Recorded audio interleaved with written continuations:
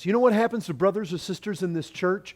That suddenly they're going along great, they're looking to Christ, and they fall into sin, just like the guy Spencer talked about, and suddenly they lost their peace, they lost their joy. Guess what people that lose their peace and lose their joy typically go do? They typically go curl up in a ball in the corner of their bedroom. Maybe not literally, but that's what happens. They become ineffective, they become unfruitful. Why? Because they're led to believe a lie. Now they believe that some offering has to be made or some length of time has to go by. Something has to happen to get them back into the favors of God that they had before they fell into that sin. Brethren, it is so freeing, it's so liberating to just go out and do good works in this world. Yeah, when you have a bad day, confess it. Take it to the Lord. But you can run right into His presence. He's not going to smite you with lightning. Run right into His presence. Boldly approach the throne of grace. The grace just pours out of this thing. Why? From one offering. Grace is unleashed. That blood just speaks all the time. Remember, He's there at the right hand of God on your behalf. That means your behalf all the time. As a believer, don't stay away.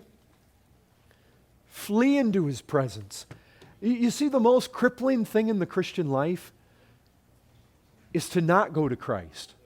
It's to not seek His help. It's to not abide in Him. It's to think I can't go to Him. The devil will be right there. After what you just did, you think you're going to just walk into His presence? You better go with some sort of penance before you think you're going to walk in there. You better try to live right for the next day before you walk in there. That's the kind of stuff he says. You think Christ wants anything to do with you after what you did? But you see, there's no greater argument there than the cross. It perfects for all time those who are being sanctified. It's done. It's a package deal. You trust Him for having forgiven your sin before you were a Christian. If you'll just grasp the reality that the sin you commit tomorrow as a Christian is in the same package, it's not separate. It's not another deal. God doesn't look at it different. It's all together. And back when Christ died on that cross, He didn't delineate between today and tomorrow. It was all together. Just as it was with David and Samuel and Moses and Abraham, all of it. Whoosh, the merit that put away their sin, it was all done in a moment. And so it is for you. If you will rest in that truth, it will take your joy and your peace, your freedom in the Christian life higher. And I'll tell you this, if you're not being sanctified, if you don't see that purifying, holifying work going on in your life, don't presume to think that you've been perfected. And listen, it is appointed unto all men once to die.